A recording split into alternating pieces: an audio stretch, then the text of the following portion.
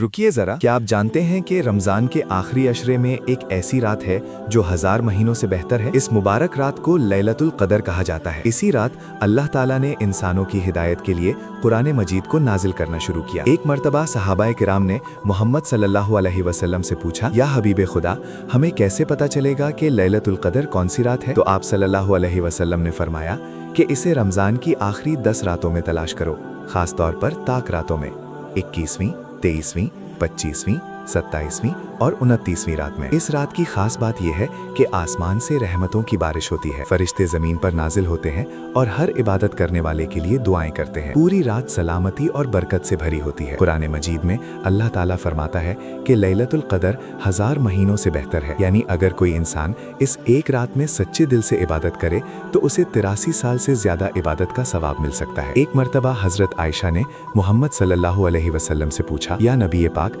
अगर मुझे लैलतुल क़दर मिल जाए तो मैं क्या दुआ पढ़ूं? तो मोहम्मद सल्लल्लाहु अलैहि वसल्लम ने ये खूबसूरत दुआ सिखाई, अल्लाहुम्मा इन्नका अफूवुन तुहिब्बुल अफ़्वा फ़अफ़ु अन्नी। तर्जुमा, ए अल्लाह, बेशक तू बहुत माफ़ करने वाला है और माफ़ी को पसंद करता है, लिहाजा मुझे भी माफ़ फरमा दे। लिहाजा हमें चाहिए कि रमज़ान की आखिरी रातों में ज़्यादा से ज़्यादा इबादत करें, नमाज पढ़ें, कुरान की तिलावत करें, दुआएं करें और अल्लाह से अपने गुनाहों की माफ़ी मांगें। कौन जानता है कि शायद यही रात हमारी ज़िंदगी बदल दे और अल्लाह हमें माफ़ करके जन्नत का हकदार बना दे। अगर आपको भी लैलतुल क़दर की रहमत और बरकत पर यकीन है तो कमेंट में दिल से लिखें आमीन और वीडियो को लाइक और सब्सक्राइब ज़रूर करें।